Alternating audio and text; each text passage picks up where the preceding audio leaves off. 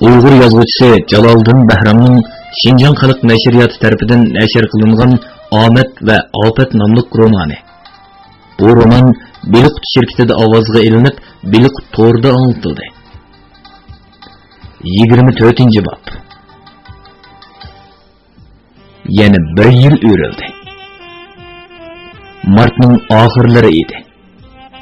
Safar chamadonini ko'targan Qadrdon do'stlikdagi oilaliklar qo'rg'osiga kirib keldi. O, ikkinchi qavatdagi uyning qo'ng'iroq knopkasini xeli bir vaqtlargacha bosgan bo'lsa-mu, uy ichidan sado bo'lmadi. Mehribon narsa kerak setib olg'ilib bozorga chiqib ketgan bo'lishi mumkin yoki bolaning mijozi yo'q, doktorxonaga elib ketdimi texe degan o'y bilan chamadonni eshik oldiga qo'yib, o'zi palampayda o'ltirdi. Bir chog'da birinchi qavatdagi taqildab palampayga chiqayotgan ovozni anglab, Qadrdon umidsizlandi. Chunki Mehribon xuddi yerning jini og'rib ketadigandek sipoyi mang'atdi. Angacha qo'shnisi Ilg'or ikkinchi qavatga qadam elibla Qadrdonni to'nib qoldi. O qizg'in qo'l elishib, ahvollashgandan keyin uyga boshladi. Lekin Qadrdon Mehribonni saqlamoqchi ekanligini aytdi. Ilg'or rost gapni qildi. Avval bizning uyga kirib, biror chini choy ichib, g'ardiqingizni chiqaring. Ilg'or chamadonni oldi. Ondan oldirmay so'zlashmaymizmi? Qadrdon Ilg'or muallimning uyiga qadam elish bilan ochiq-tushuk uy tamoqi qiymisining hidi burniga urildi. Zulfiya oyxonada xazinasi etib o'tadi. O erining kelganlik shapisini anglab yugurib chiqishi Qadrdonni ko'rib sal o'ng'aysizlanib qoldi. Shundaqdimi har ikkisi chandirmay hol ahvol so'rashdi. Qadrdon tomoq tayyor bo'lib qolg'achqa dedi Zulfiya o'zira aytdi. Choy qilmadim, xafa bo'lmaydigansiz? Shunga gapmi Zulfiya hada? Qadrdon o'rinda qimirlab qo'ydi. Mayya uyingizga birinchi qitim kiryapmisa? Qadrdon bilan Ilg'or muallim bir taldan tamaki tutashtirib, tog'dan bog'dan so'zlashib bo'g'icha bir taxsidan lag'man keldi. Ular mush qiyomi ochiq sulardan qo'yib mazza qilib yeyishdi. Bo'libmi, uy tamoqini ko'ziga so'tkadek bo'lgan Qadrdon qo'rinib o'tirmay bir yarim taxsi yeyitib oshchi yeyishdi. O Zulfiyaning tamoqqa usta ekanligini maqtadi. Lekin ayoli Mehribonning ismini chiqara olmadi. Bu xotin muallimlarning chiroyidan ko'ngilsiz bir xabarning borligiga ko'zi yetgan Qadrdon o'zini tutib olgan edi.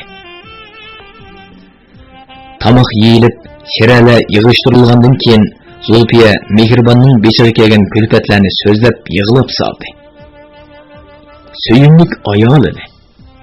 O'g'ilni taqatsiz seg'inib, endilikda umidsizlik to'rlariga chermilib qolgan Qadrdon yig'lavatgili tasliq qoldi. Mehribon bek ko'ngil nozik qizga dedi Ilg'or muallim. Uning mundaq vayron bo'lib ketishidan sizning xafa bo'lmaydiganligingizni biladi-ku. Lekin Qadrdonning chiroyiga qarayamayman deb yig'lab o'tirdi. Xudoyim tova. Zulfiya yoqsin tutdi. Mundaqmi otalar bo'ldi-ku? Bir inoq oilani yana kelib o'zining qizining ro'zg'orini buzib etdi. Musulmonchilikda qushqochning changisini buzsa qiyomatda so'ri qilamish. Ammo o'g'limiz Qaysar shundaqmi tetik, sho'x, xuddi sizdek baslik odam bo'lmoqchimi? Hisobimda Qadrdon barmoqlarini sanadi. Qaysar 1 yosh 4 oy 21 kunlik bo'libdi. Bugun 3-oyga 28 emasmi? Ular tamoqdan keyin Qadrdonning uyiga kirdi. Yiroqdan mahbubisini, yürek parisi o'g'ilni ko'rishga kelib, armonlari soğuçulaşkan sergardan musafir öyleriga qaradi. Mehribon bilan quchoqlashib o'ltirgan, mumlashgan, o'ynashgan yerlarni musallab ko'zlariga yosh oldi. Mehribon zalim nega ketishi mumkin? Qadrdon er-xotin ikkisiga qaradi. Farzandlarni bo'lsa deb baqsanlarchi. Abu Bakr bir qatim ketdi-ki, u chaqda ilg'or o'zi yo'q edi, dedi Zulfiya. O Mehribonning bu yerga kelmaganligini so'radi. Ondan Mehribonning to'yqsizda yo'qolib ketganligini, hozircha hech yerning xabarini ololmayotganligini deb ketib qoldi. Abu Bakrning nada o'tirayotganligini so'ramadingmi? So'radi ilg'or. Masalan, qaysi rayon, qaysi mahalla ekanligini so'rab bilsangiz bo'lmamdi. U odamga o'shkim kelib, gap so'rg'im ekanmidi? Tova. Ilg'or yoqsin tutdi. Xotin haqsa ajab bo'ladi-da. Bo'ldi. Men o'zim izlab ko'ray, dedi Qadrdon er-xotin ikkisiga qarab. Lekin sizlarga bir hojitim bor. Qanida? Bu oshqushlarning hammasi sizlar to'sin. Qadrdon oshqushlarni Ilg'or muallimning qo'liga tutqizdi. Agar ijaraga o'ltiradiganlar bo'lsa, o'zingiz bir taraf qiling. Qadrdon, mening aroqkash og'inlarim jiq. Ijara pullarini xashlab etib, sizga yana qarzdor bo'lib qolmayjimi? Aroqdan oshqini berasiz. Agar oshmasa, ma'lum bir rang qo'yib bersangiz, bir qarab chiqib ketaverdim-man. Ular bir pas kelishgandan keyin Qadrdon chamadonni elib chiqib ketdi. O üstü yeşil sulu tahtay bilan yapılgan bozor rastisi orqali Ahallan mahallasiga chiqib hayronlik qoldi. Bu yer kang ketgan bozor maydoniga aylangan. Ko'ktat, go'sh, beliq, o'l quruq yal yemish, 86 degandek sanduqliq do'konlar bilan to'shgan edi. Bozorning ikki tarafini do'konlar, kavobchi, zosuypaz, langpunchi ham oshxonalar egallagan edi. Qadrdon taksi kira qilib musofirlar mehmonxonasiga ketdi. O vijik qarapatan bilan bir necha eg'iz chaqchaqlashmoqchi edi. Lekin boshqalar uni xotanga ketdi deyishdi. Qadrdon burunqi 30 so'mlik yotoqqa bilet kestirib o'rnashib olib, ondan kechki tomoqni bozordan yedi. Lekin yo'lning o tarafidagi O'snarxon jannat ne'matlar oshxonasi g'azinasiga uzoq qaradi. Chunki ko'ni tatliq ham ochiq xotirlar uning ko'z oldiga kelib olgan edi. Qadrdon kech qorong'u tushishi bilan 5-qavatga chiqdi. Bu yerning ko'ni xaridorlarining o'rniga yangi xaridorlar paydo bo'lgan bo'lsa-mu, lekin ko'ni kesili janini saqaymagan edi. Ba'zilar bo'ling'i tiqilib, to'rt o'shuq, düdüze, şişhal oynasa, yana bir bulunda toplashib aroq ichadi. Yana ba'zilar hech kimdan tap tortmay pal-pal qog'oz, naycha, sarangilarni tizig'i qo'yib olib, oq tutunga talmuratdi. Qadrdon bu yerdan birni to'nishini topolmay asta chiqib ketdi. Lekin u amdini yotqiga kirishi, Elimjon aloq, Nurmat pakarlar kirib keldi. Ular varqirishib, jarqirishib, quchoqlashib ketishdi. Bir-birining dumburlariga, nurlarga urishib, sallashib, qadinasliq, birodarlik, do'stlikni izhor qilishdi. Qadrdon ularni oshxonaga chiqib mehmon qilishni aytgan edi. Elimjon elini tomoq yavaganligini aytib, o'zini so'radi. Seni Guangzhouda raqchilik qilyotidi deb angladik, dedi Helimjon qiziqib. Bu ovqatga qandoq kirishib qolding? Epin oldingmi? Voy, ashu qoqchilik o'xshaydi-ku, dedi Qadirdan. Meyada qoq o'tkazilgan xo'jayinlarning gelini maylasak, u yerda mol beradigan, uchastikalar bo'yicha magazinlarga mol tarqatadigan sayg'u yerlarga arqish qilamiz. Ular faqat bizga qaysi magazinlarga taqsim qilganligini deb beradi. Kechida ashu magazinlar atrofiga odam qo'yamiz. Eshik ochilgan hamon hammasini o'tkazib olamiz. Foydasi yaxshi-da? So'radi Nurmat Bakar. Bo'lmasa, bundoq uzoq yetib olmaysizlar. 1 metr raqtda 20 tiyin arzon ola olsak, bir mashina malda 20-30 ming so'm qoladi. Qandoq? Bo'ladiki? Bu malni qandoq bir taraf qilsizlar? Dedi Helimjon.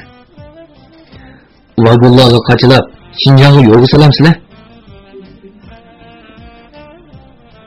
Xinjiangdagi top setish xo'jayinlari bilan devorlasak-ku, foydaga ko'ngil qilamiz.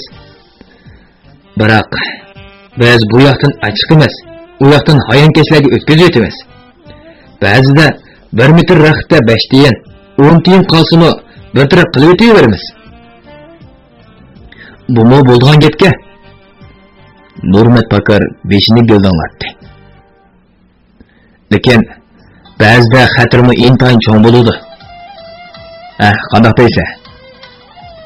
Helimjonning cho'ng ko'zlari chekchaydi. Amsa, ziyonmi qildigan o'xshamamda? Undaq emas. Biz bu yerda 15-20 yillik raqchilar bor. Ularning deyishicha 10 yil oldida raqchilikdan Shanxayda qonliq voqea tug'ilibdi-ku. Voy tova, mundoq degan, dedi Nurmat Bakar hayron bo'lib. Qandigina? Temirrang Dichuliang rasa bozor tepayotgan chig'ika, dedi Qadirdan hikoyasini sarliqlashtirib. Raq to'plar sherikning sayg'iyaniga Qashqarlik raqchi savdogarlar xili nurg'un pul so'mgetibdi. Buningdan bexabar otishliq savdogarlarni mashina qilibdi. Erqa sayg'iyan har ikki tarafga qaysi magazinlarga mol tushirdiganligini deb beribdi. Aytsa, Qashqarlik savdogarlar bilan otishliq savdogarlar mol talishib urushib, Shanxay, Nanjing ko'chasi, Veytan, Sunxon yo'l taraflarda qo'llarda pichoq, temir kaltak, tasma balvoq, tayoq degandek narsalar bilan magazin, ko'chma-ko'ch qo'lishib, naq bir kun qonliq voqea tug'diribdi. Soqchilar ularni tasda besib turgandan keyin nurg'unlarni Xinjiangga haydab, ba'zilariga qonuniy jazo beribdi. Shuningdan tortib, Shanxayliklar Xinjiangran desa, o'g'ri qirg'indek qarshidiki. Qashqarliklar biz pul xashlagan, malga otishlar ega bo'lishdi deb tushunsa, Helimjon mulohizasini o'tirg'i qo'ydi. Otishlarni biz pul so'mgetgan, malga Qashqarliklar tayyorga ega bo'ldi deb g'azbiga o'yingan. Meni gap sanmay. Qadirdan do'stlarga qaradi. Sizlarni bu yerdagi yangiliklarni so'zlab taminsizlar? Bu yerda sapli ko'ngilsiz voqealar yuz berdi, dedi Helimjon. Asad binodan o'zini tashlab uyda oldi. Bu ishni qo'lchilik Munirdan deb bergan xabarim bor. Qadirdanning bu ishni anglag'isi yo'qdek qiladi. Boshqa yana qanday yangiliklar bor? Anglamagan. Helimjon damal bir nima deyamay duduqildi. Asadning 40 nazirsi berilgan kuni Zul aytib ketdi. Nima? Qadirdan o'rnidan chacharib turib ketdi.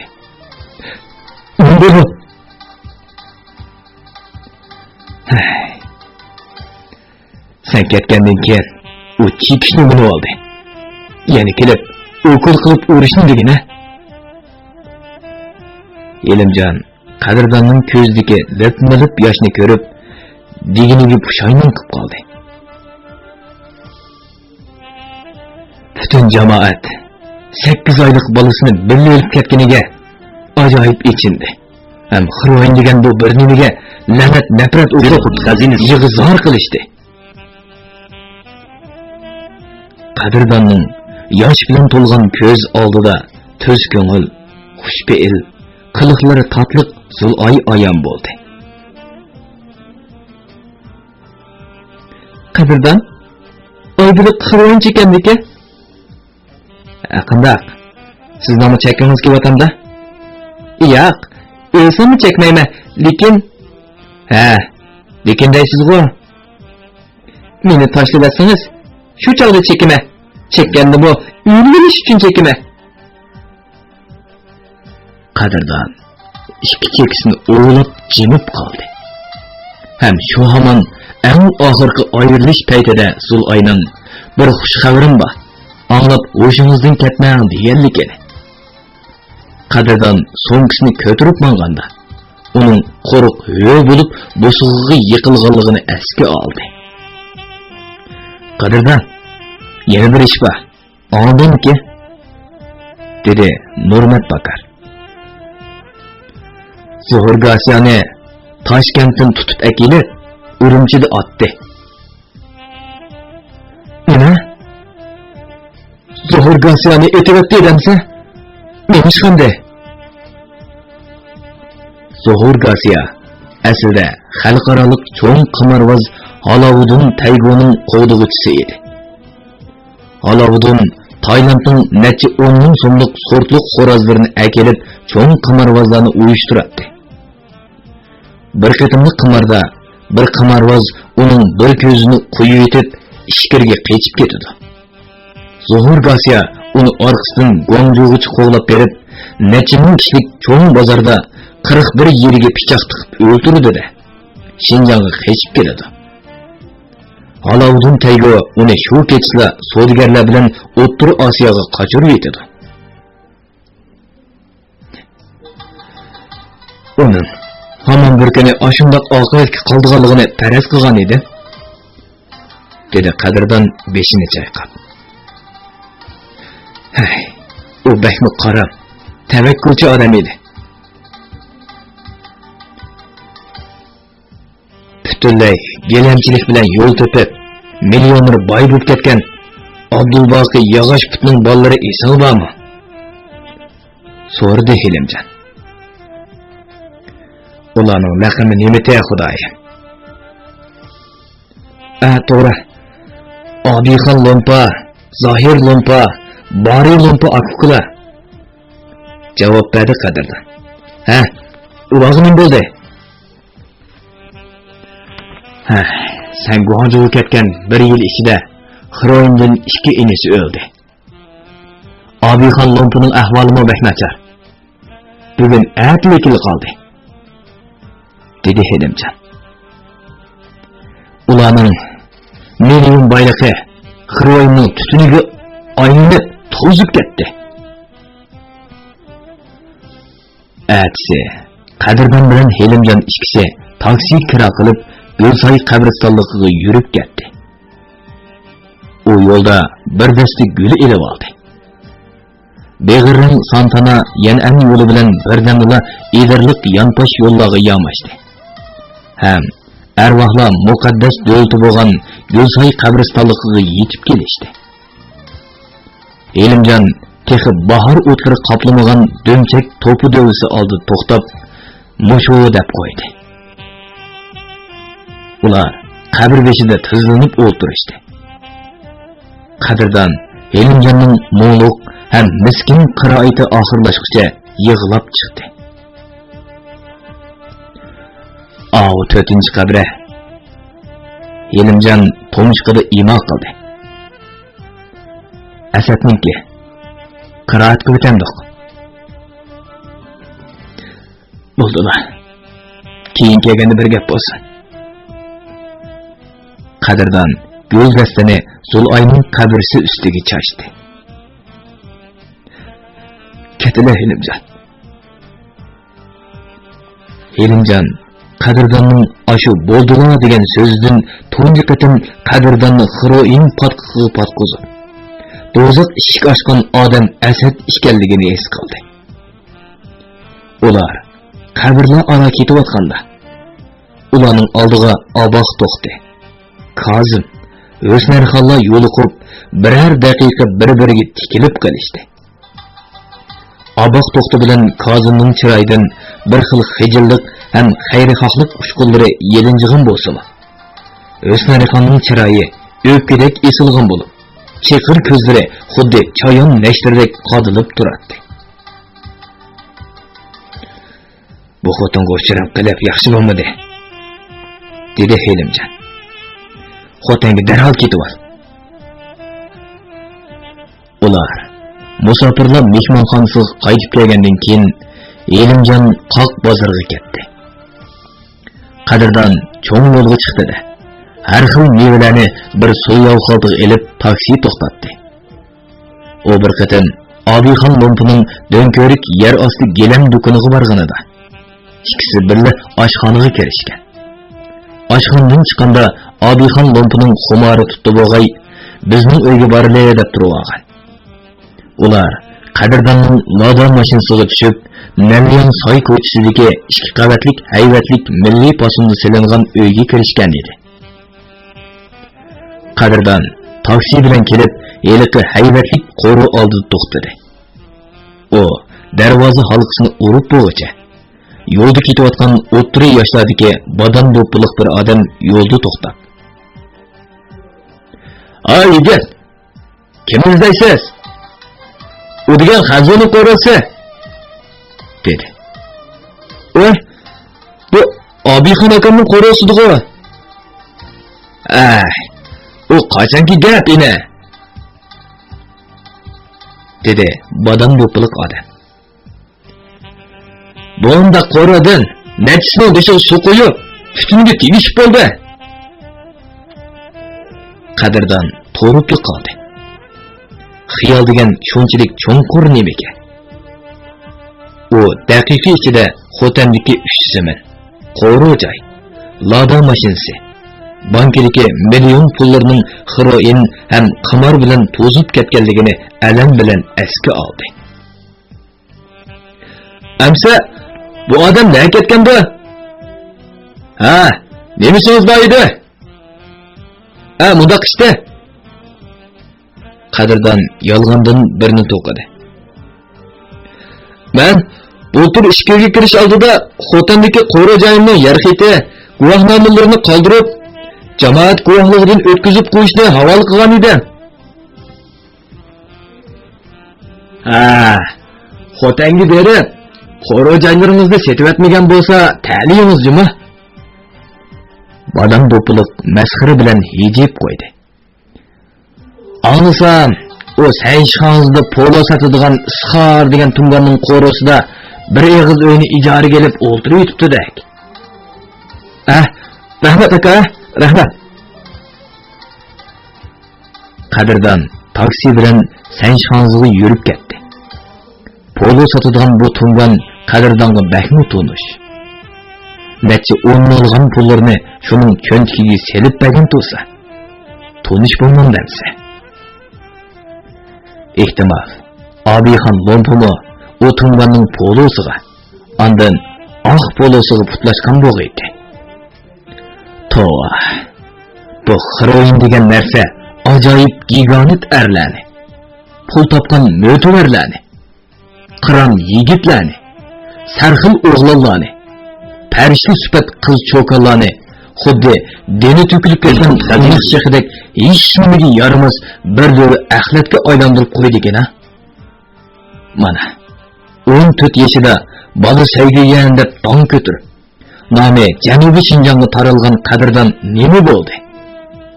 U bu qatim Guangzhouga borganda yerim yaxshi g'o'jilik Munirdim bilan bir yotoqda yetib qoldi. Ular suhbatlashdi, mundashdi, tamoqda bilma bo'ldi. Oxir iq kelishib, sherik ovqat qildi. Biroq Munirdan uni bara-bara tushungan sari ko'p ayiblaydigan, hatto tillaydigan darajaga yetdi. Sabr qochisi to'lgan Munirdan bir kuni partildi. "Hey, men seni xeli deytiba deb o'zimga hamroh qilsam. Nimanda ish qo'shaqmas, o'yin nimasa? O'ltirgan yeranda bir kun kayishkichi bo'lgan, esmiga. Hatto og'zi burnundan saqib tushgan narsani to'ybaysa. Bir uxlasan, ertagaligi qo'rqul o'rniga. Ovqat qilgan odam seningdek bo'landa. Kechiring Munirjon aka." Qadrdonning ovozi orolli chiqdi. "Menno, unda emasdi. Qanday qilay? Amalim yo'q." Munirjon keyin qadrdonning xiroyin chekidig'ini bilib turib varqirmadi, tanimadi. Biroq chiroyidan xuddi zaharlik yilonga uchrab qolgan bir ifoda chiqib turgan holda sipoyigarlik bilan gap qildi. Bo'ldi. Men odamni xato tanlabdimi? Rahchilikning ipini ep qoldim. Shunga sen o'z yo'lingni mang. Men o'z yo'limni tepib olay. Dedi-de sheriklikdan ayrilib ketdi. Shundan beri qadrdon birinchi bo'lib chekidig'ini. Ikkinchisi qo'rsoq ham yotoq uchun tishini tishlab birer oyda birer qitim ovqat qiladi. Hem şunu köşep 15-20 gün yoki birer ay ezilip yatadi. Hatta o mehribonga evetken 10 ming so'm pulini Munirjon berib turgan edi. Taksi Sanshxonazdagi Isxar poloxonasi oldiga kelganda to'xtadi. Qadrdon do'konga kirishi. Seriq o'chki soqol Isxar ko'ni xaridorni to'nib qoldi bo'g'ay, terining yirtig'idek ko'zlari xo'shliqdan yo'qolib ketdi.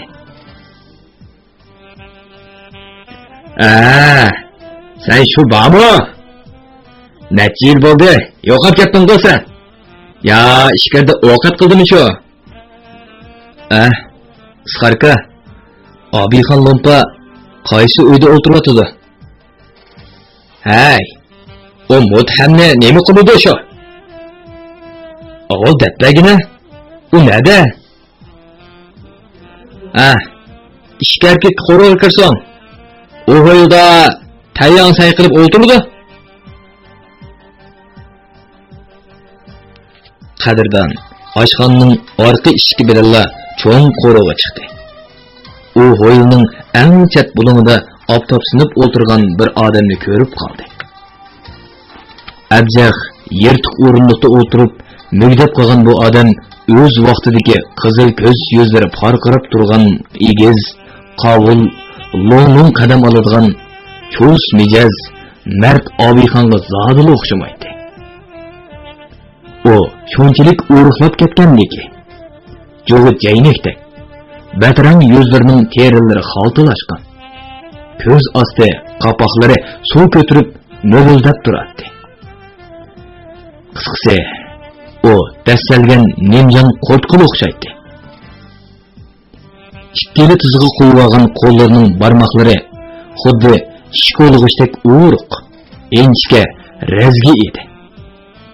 O quloqdan ketdimi yoki xiroyin zaiflashtirgan tinida misqolchi madori qolmadimi? Ishqilib, oldida turgan odam bir qancha qitim Obixon aka deb chaqirgan bo'lsa-mi, ig'rinishib ketgan qapoqlarni ko'taranmadi. Xudoyim, xiroyin chekkan odamni mushu dunyodan do'zaxga loyiq qilib, ondan Azroilga bishorat berdi ekan-da. degan ansiz xiyollar birdamdala ko'ngildan kechgan qadrdon, "Menmi bir kuni mushu holga tushib qolaman, uning o'zim qolmadi" deb o'yladi. "Ey, Obixon aka! Obixon aka!" Qadrdonning ovozi qattiqroq chiqdi. "Obixon aka!"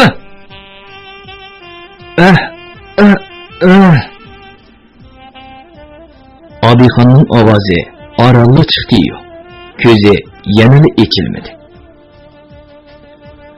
"Siz Siz kim?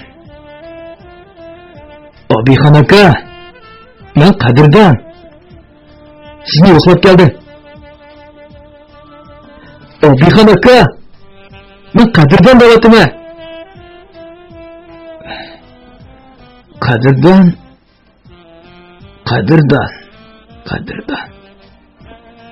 Ay Xudoyim. Hech yodimga ololmayapman. Xiroin uning menga nervlarimni qardan chiqargan edi. Ras. Turmushlar. Abixon aka. Bani sevgilimni unutib qolmagansiz? Oy, to'g'ri. Alqonlari himmat bilan echiladigan, o'zi mard, do'stlarga qanot yopadigan, shundoq bir bola bo'ladigan. Abixonning to'g'ri qo'ziqidek qo'riqlar geralishib ketgan tatrang'u yuzlaridan taramlab yosh oqdi. Qani. Meni yo'la uka. Uyga keldi. Yo'qlab kelganini qara.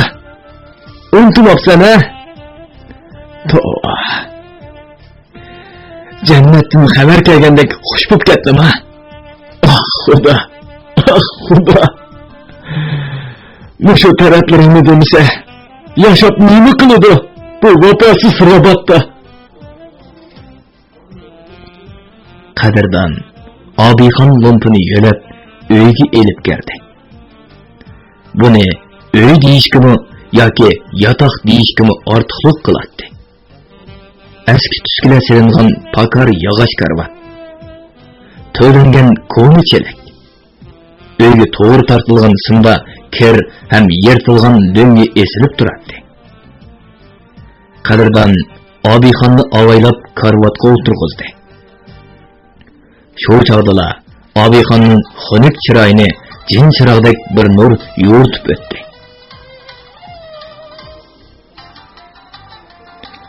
Qadirdan Xudoni deb ketdi. Bizdeklarning og'zidan chiqqan bu gapga boshqalar quvdi kula. Abixon odamning ichi siyrilib ketgandek o'mchaydi. Bo'pti. Boshqalar nima desa daymanamdi. Ammo Xudo mehribon. Bizdek osmon yog'ini vaqti yetganda shafaat ko'ziga qarab qo'ydi. Qadirdan Abixonning so'zlaridan yig'layotgani tasliq qoldi. O ko'ziga yig'ilgan yoshlarni ko'z chanoqlari atrofida aylantirib orolli singdirib o'tdi. Ras. Abixon.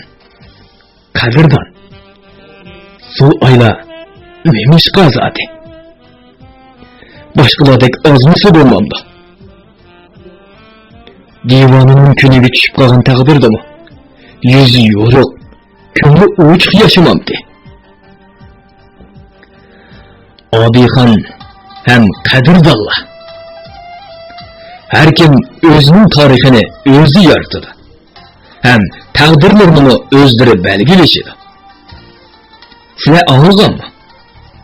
Cho'qim anglagan ham ko'rgan. Daz tuxumga chivin o'lishidi.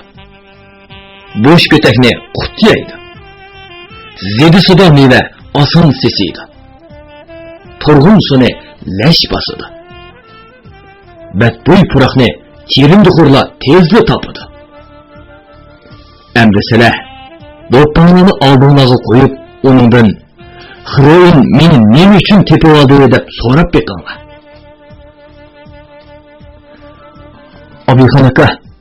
Abixon aka, men sizga tamoq akiray bo'lamdi, dedi Qadirdan o'rnidan turib. Qo'rqingiz ochqandi? Qo'ya uka. Tamoqimni mushtumdan akirib berdi.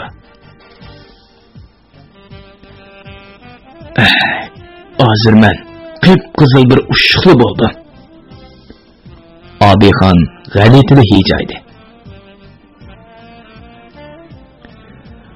Xotin badisida bekor, haqsiz deganni qisqa, tatlı bir nima deydi-ku?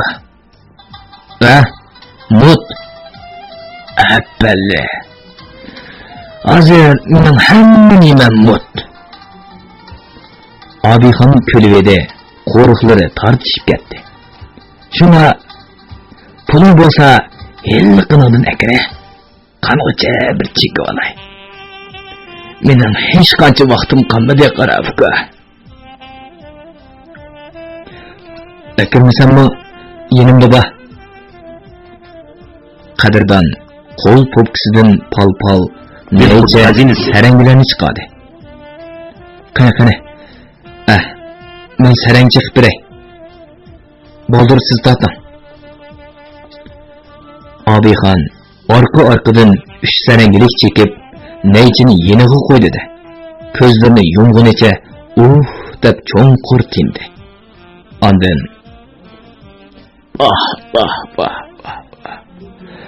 osmonda uchyapman. Ota-onamning quchqiga yetyapman. Ular meni qo'l pulan deb chaqiryapti. Opa, dada, endi sizlarni taqozo qilmayman. Ozli qoldi.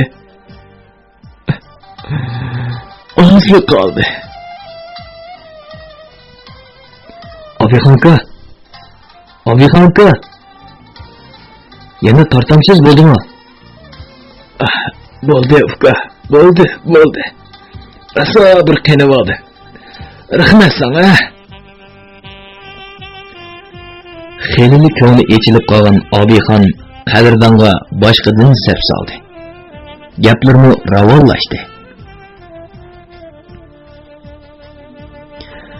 Bay sana qip-qizilli ushiq bo'ldim. Hamma narsa mut desen, sal hayron bo'lgandek bo'ldi. Shundaqmi? Obixon qadrdonning do'lisi urib qo'ydi.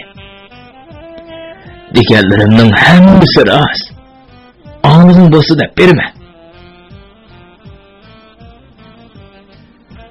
Obixon gelam sodisi rosa yurishib, pul suda kirayotgan yaxshi kunlarning birida 30 yoshlar atrofidagi bug'doy o'ng, chasi yuz, qosh kirpiklari bo'stondek qo'yib, o'ttir bo'y bir cho'kan bilan tunishib qoldi. Cho'kan qilgan va'dasiga vafo qilib, bir kechliga gelam do'konda paydo bo'ldi. Obixon ikkisi uyga berishning oldida sanshxonzida qo'rsoq to'g'izmoqchi bo'lib, Isxarning poloxonasiga kirishdi. Obixon Isxarning ko'ni cho'pqiti edi. Shunga xo'jayin darholla ularga 2 taxsi go'shtlik polo keltirdi. Cho'kanning qizirib yerga qarashlaridan, xijir bo'lib yuzini qochirishlardan hammani bilib bo'lgan Isxar pul qaytarishni bahona qilib, Obixonni oshxonaning ishkarki bo'limiga akirib ketdi. Ay abah, aşı omakne, yeni taptın mı aşı? Vakkır bukur. Şunun bir popsana. Men oylasam, hazır, sen onu öyle apırdın şu? Şundak. Ondak bolsa azrak otur. Isxar, pal üstüge ondek narsani qo'yib, Obixonga naychin tutqizdi de.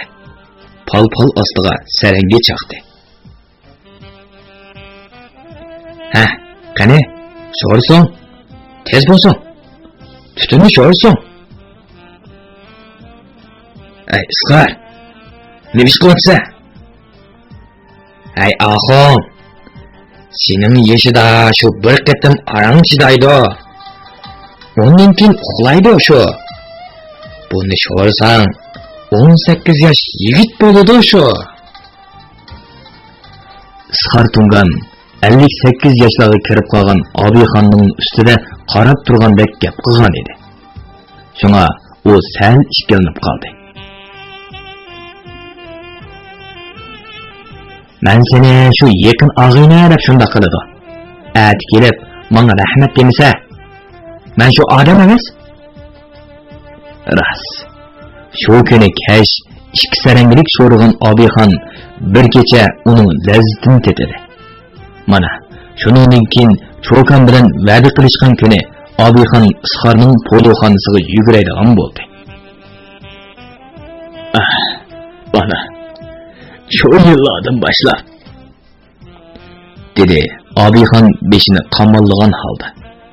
Necha yuz, hatta milyonlab pullar Muştunganın to'ymas dahur kavvası kirib ketdi. Xiroyinga kirishish bilanla ish xo'shaqmas bo'lib qoldi. Bor gelenni setib tamoqqa ishlatdi. Ayolim arz qilib, sotdan uning bankadagi puldan 400 ming so'm ajratib berdi. O bir o'g'il, ikki qizimni elib yurtiga ketdi. Qadrdon Obixonning so'zlarini anglab, Asad arvohni asga oldi. Uni buning lazzatini kechida ko'rsan deb patqoqqa so'rab kirgan edi.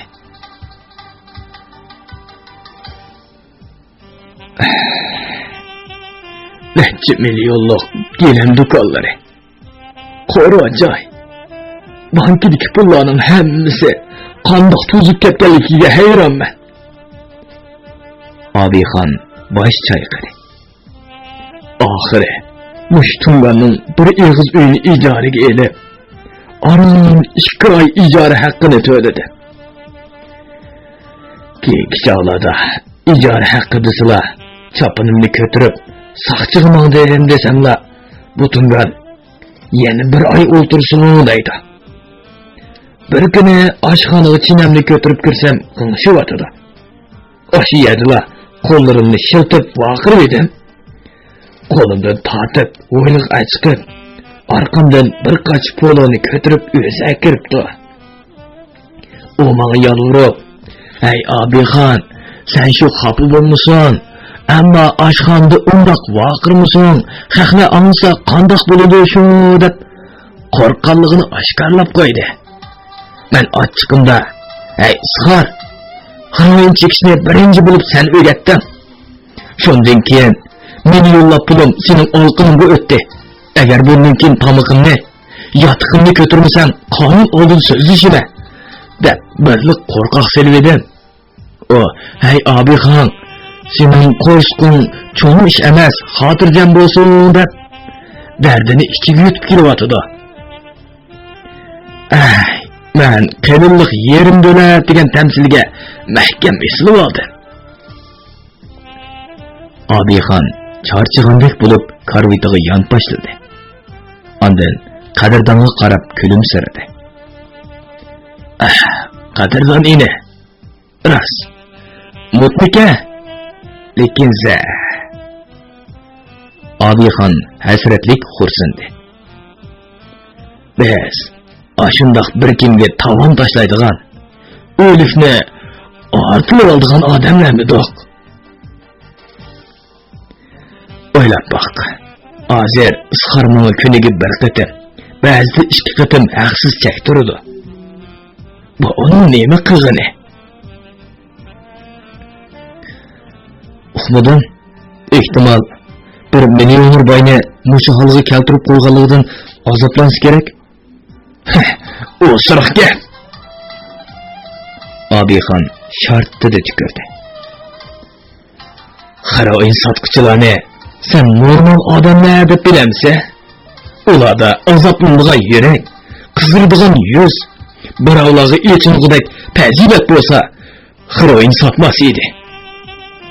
Chunki bu ofatning dastidan ota-onalar, bolalar, urug' tuqqan, qavm qarindoshlar, do'st birodarlar, bütün jamiyat, hatta davlat bu parokandalikdan xoli bo'lamisa.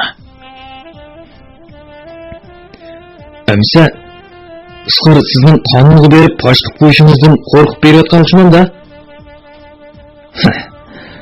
Bu albatta tashqi ko'rinishi.